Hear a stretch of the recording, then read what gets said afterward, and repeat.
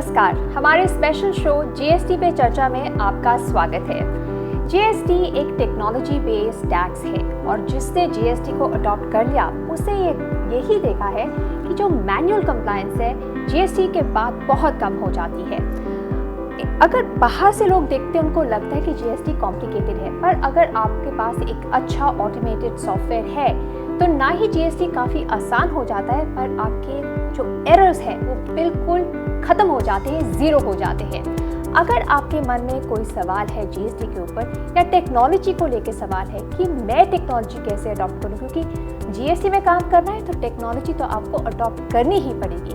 अगर आपके मन में कोई सवाल है टेक्नोलॉजी को लेकर, इसी शो पे हम आपके सारे सवालों के जवाब देने की कोशिश करेंगे। इस शो में हमारे साथ एक्सपर्ट्स जुड़ रहे हैं जो आपके सारे सवालों के जवाब देंगे। हमारे साथ इस शो में है कपिल राणा जो सीए, सीपीए और फाउंडर है होस्ट बुक्स के। हमारे साथ हरीश केहानी भी है जो होस्ट बुक्स के चैनल पार्टनर हैं राजस्थान में। विश्वजीत मिश्रा चार्टर्ड अकाउंटेंट है और चीफ डेवलपमेंट ऑफिसर है होस्ट बुक्स के। और हमारे साथ कमल अग्रवाल भी हैं जो एक रिनाउंड चार्टर्ड अकाउंटेंट है और एक जीएसटी एक्सपर्ट भी है। जेंटलमैन, इस कार्यक्रम में आपका स्वागत है। सबसे पहले कमल जी, मैं आपसे पूछना चाहती हूँ कि जीएसटी कोई रोल प्ले कर रहा है इमर्जिंग इंडिया में, क्योंकि गवर्नमेंट का एक विजन है डिजिटल इंडिया में, इसमें जीएसटी का क्या पार्ट है? देखिए, जीएसटी जैसे आपने सही कहा कि एक टेक्नोलॉजी बेस्ड टैक्स है और टेक्नोलॉजी को हम जीएसटी की बैकबोन कह सकते हैं। डिजिटल इंडिया और जीएसटी दोनों साथ साथ ही चलते हैं। अगर मैं छोटे से एग्जांपल दूं तो मैं एक छोटे शहर में अपने बचपन के दोस्त से बात कर रहा था और वो व्यापार करता है, एक दुकान चलाता है, मैं जीएसटी में काम करता हूँ, तो इस बारे में चर्चा बड़ी स्वाभाविक थी। तो उन्होंने कहा कि मैं अपने छोटे से शहर में बैठ के आज पूरे हिंदुस्तान में अपना माल बेच पा रहा हूँ। वो कैसे बेच पा रहे हैं? आज ई कॉमर्स का समय है, उन्होंने टेक्नोलॉजी को अडॉप्ट किया, उन्होंने अपने जो सामान है उसकी एडवर्टीजमेंट वेरियस फॉर्म पे की। लोग पूरे हिंदुस्तान से बैठ के उनको ऐप पर या किसी पर ऑर्डर करते हैं। आज डिजिटल इंडिया का साधन क्या है, उससे वो पेमेंट एकदम से ट्रांसफ़र हो जाती है। वो पेमेंट उनको तुरंत दिख जाती है कि मेरे खाते में पैसा आ गया, वो माल को डिस्पैच कर देते हैं। तो पहले क्या था, आपकी जो सीमा थी वो अपनी दुकान तक थी। जो आपकी दुकान पर कस्टमर आया आप उसी को माल दे सकते थे। आज आपने टेक्नोलॉजी को अडॉप्ट कर लिया, आप पूरे हिंदुस्तान में माल दे सकते हैं। मेरा जो तजुर्बा रहा है जीएसटी में तकलीफ जो सबसे बड़ी है, मैं कहूँगा 80 से 90% तकलीफ उस बात की है कि लोग जानकारी या अपने डाउट्स को दूर करने के लिए रीच आउट नहीं करते। अगर मैं कहूँ कि सरकार ने या बहुत सारी एजेंसीज जैसे हमारा इंस्टीट्यूट है, उन्होंने और सरकार के डिफरेंट डिपार्टमेंट्स ने जो आउटरीच प्रोग्राम किया, जितने लोगों को जीएसटी के बारे में जानकारी दी, ऐसा कैंपेन हिंदुस्तान में कभी नहीं किया गया। अखबारों में एडवर्टीजमेंट किए गए, सेमिनार्स किए गए, मैंने खुद 100 से ज़्यादा सेमिनार्स में भाग लिया।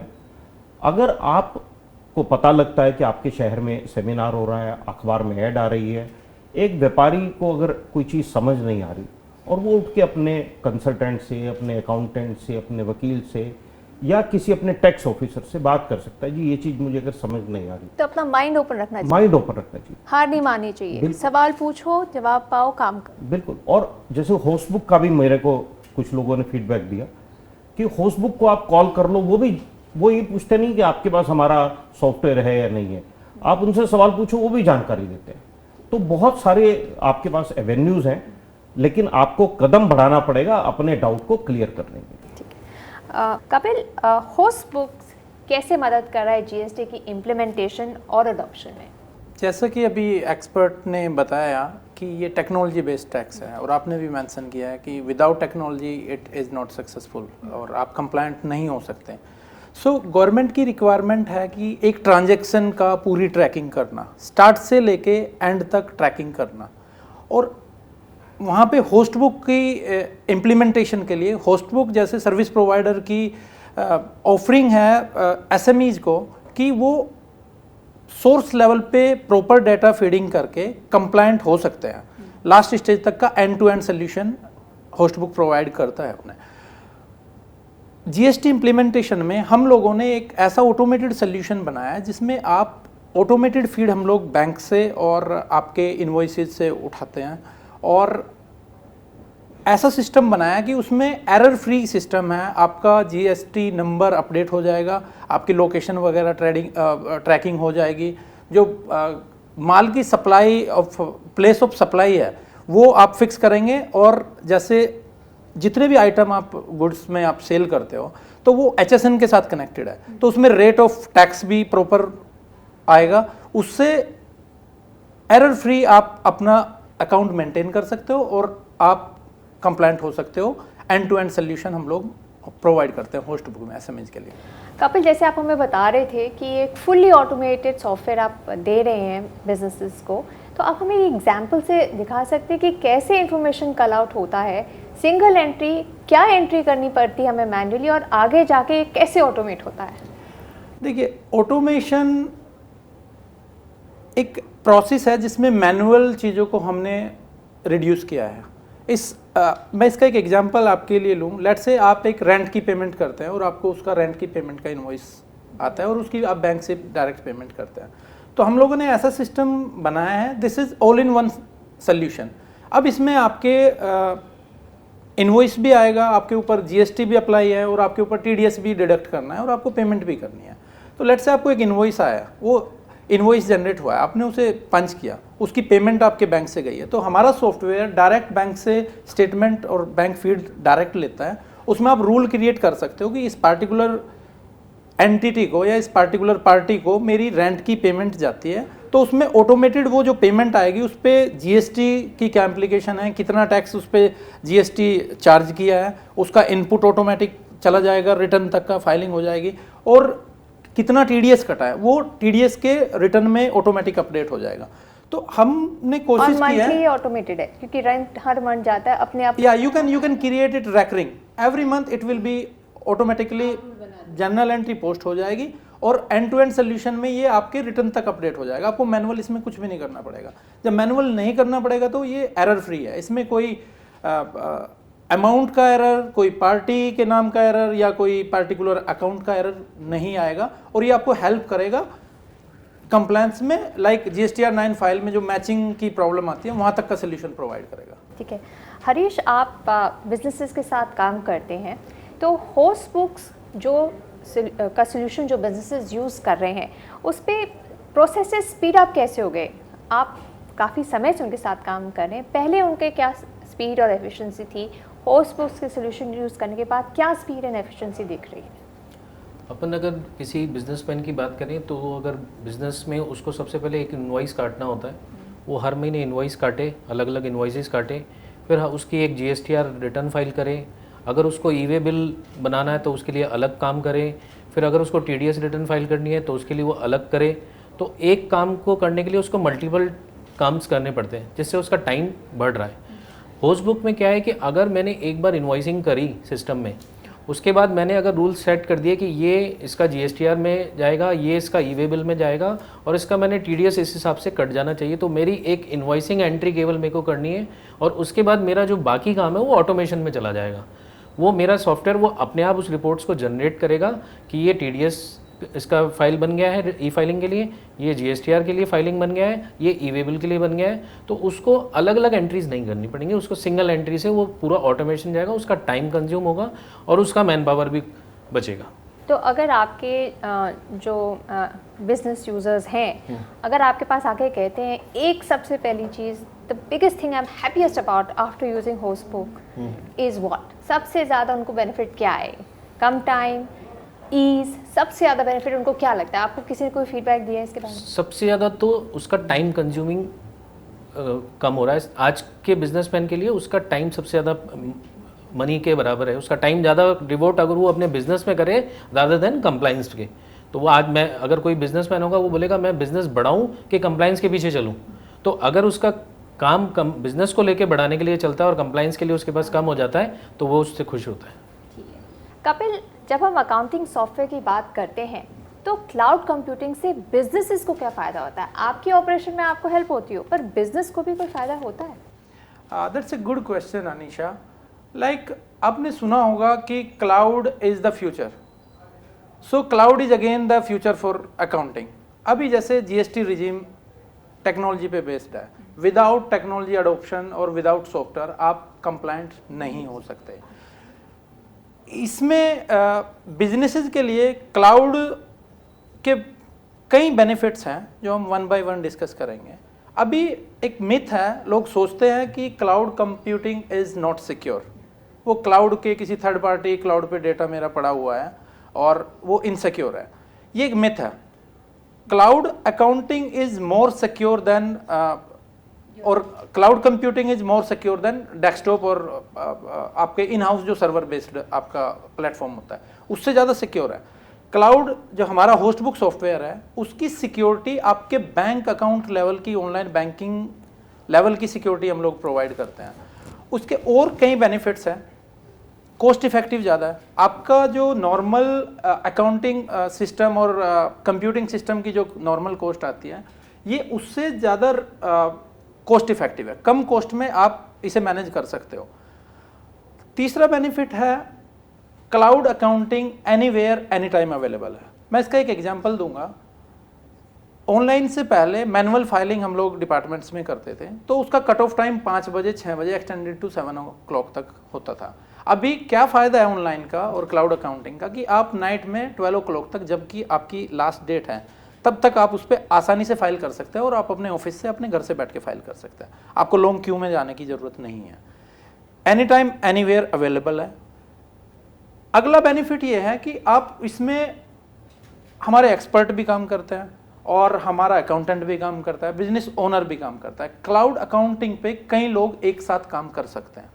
अब लेट्स से मेरा एक्सपर्ट है जो हमारा, या चार्टर्ड अकाउंटेंट है या एडवोकेट है, वो कहीं बिजनेस टूर पे या कहीं बिजी है, सो वो आपके साथ कोलेबोरेट कर सकता है ऑनलाइन प्लेटफॉर्म पे, जैसे होस्ट बुक प्रोवाइड करता है, तो उसमें कई लोग एक साथ काम कर सकते हैं। अगर कोई सवाल हो, कोई डाउट हो, या सवाल और डाउट से बियॉन्ड भी आप उन्हें एक्सेस प्रोवाइड करते हो, they can rectify your problems. तो रियल टाइम पे जो आप देख रहे हो वो भी देख सकते हैं, चाहे आप एक जगह पे ना हो। या मेरा अगला पॉइंट यही है कि आपको क्लाउड पर रियल टाइम में आपका डेटाबेस और आपकी रिपोर्ट्स अपडेट हो रही है। अभी लेट्स से आपका अकाउंटेंट काम कर रहा है, पहले क्या होता था मैनुअल में, अकाउंटेंट अपडेट करेगा, उससे बाद में फिजिकल प्रिंट आउट निकाल के आप बिजनेस ओनर के सामने रखोगे तो तब उसे अपनी पोजीशन का पता चलता था कि मेरी पोजीशन क्या है। क्लाउड अकाउंटिंग में रियल टाइम में सारे रिटर्न्स, सारे रिपोर्ट्स अपडेट होती हैं और आपको अपने बिजनेस का आइडिया होता है कि मेरा बिजनेस जा कहाँ रहा है। तो ये सभी बेनिफिट्स है क्लाउड अकाउंटिंग के। और वो जो मिथ है कि ये सिक्योर नहीं है, ये इतना सिक्योर है जितना आपका बैंक में पैसा सिक्योर है, आपका डेटा उतना सिक्योर है।